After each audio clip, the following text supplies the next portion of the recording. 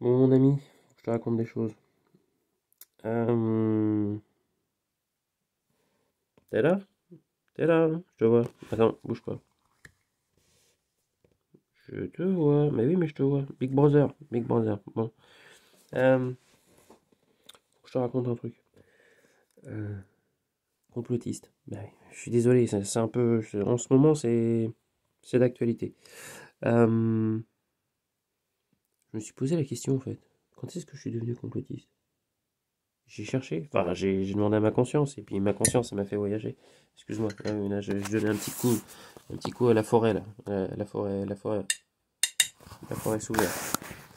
Oui, c'est une amie. On me permet de m'ancrer, j'aime bien. Oui, mais attends, je parle. Oui, il y a plein de choses à dire la forêt. Attends, mais regarde les peintures. Et je sais plus ce que je voulais dire maintenant, mais arrêtez de parler là, Jackie, tu peux mettre la veilleuse. Euh, non mais mets un voile sur toutes les... Mais oui, le petit peuple, tout ça, les esprits de la nature. Coupe le son, ils sont trop nombreux là, il y en a trop. Bref, attends, bon, attends.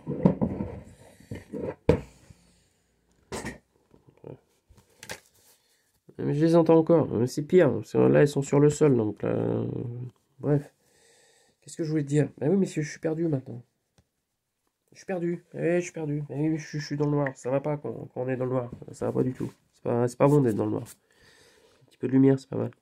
On se regarde droit dans les yeux. Alors, qui s'arrête de parler? Voilà. Ah oui, quand est-ce que je suis devenu complotiste? T'arrives à suivre? Euh, En fait, c'était lié à un reportage qui avait eu lieu à la télé, que j'ai eu l'occasion de voir. Franchement, si j'essaye de chercher, j'habitais encore à La Chaulière, l'appart de mes parents dans lequel je suis né. J'y suis resté jusqu'à 14 ans, 15 ans, donc c'était un peu avant, donc ça devait être entre 13 et 15. Un reportage sur les crash tests. Tu sais, les mannequins, là, dans les crash tests. Tu vois, ils prennent une voiture et ils l'envoient contre un mur, tout est filmé au ralenti et tout, enfin avec des super caméras pour qu'on voit tout bien au ralenti. Puis dans les voitures, ils mettent des mannequins. Tu te rappelles de ces mannequins avec ces têtes, voilà, et puis avec un truc noir et jaune, là, je sais plus où il y avait des impacts, machin, bref. Ben, il disait que en fait, ils avaient beau cracher plein de mannequins dans tous les sens, dans plein de véhicules, ils pouvaient pas savoir précisément comment le corps allait réagir. Donc la seule manière d'étudier le phénomène, c'était de mettre des corps réels, humains, dans les voitures, dans les avions, enfin surtout dans les voitures, voilà, dans les avions, machin, bidule, et puis d'utiliser ça. Voilà. Et puis de tout filmer. Et en fait d'avoir à un moment donné suffisamment d'informations pour ne plus avoir besoin de faire d'utiliser de corps humains, en fait. Pour avoir un modèle informatique qui puisse voilà, être placé dans n'importe quelle situation et apporter l'information recherchée.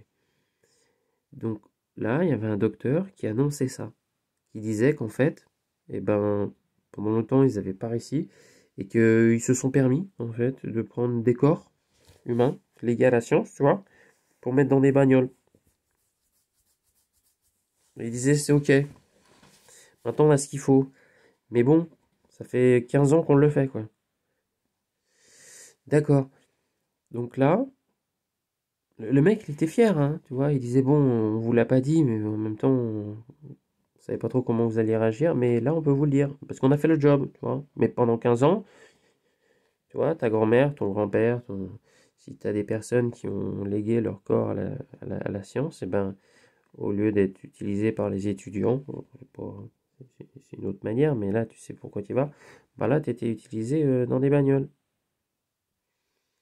Pour améliorer la qualité du pare-choc, bien sûr, hein, pour qu'il absorbe les choses et tout, mais quand même testé sur des corps humains. Donc tu vois, là, je me suis dit, ok, donc là, les gars, ils ont fait un truc en secret. Mais qu'est-ce qu'ils font d'autre dont ils ne parlent pas? Hein? Bah là, le complotiste est né, quoi. Parce que là, d'un seul coup, il y a eu tu vois, un sens critique qui est arrivé en disant, mais les mecs sont quand même capables de choses, ils font ce qu'ils veulent, hein. Ils font ce qu'ils veulent. Bon, ils se permettent de le dire. Mais alors ceux qui disaient rien, ils font quoi? Bon, ben voilà, mais c'est tout. Ça, c'est le début du complotisme. C'est l'expérience qui te dit, ça pue ton truc là, il y a quelque chose qui va pas. Ouais, coupable, je suis coupable. 5 minutes 52, 53, 54, je te dis au revoir, je t'embrasse, je t'aime.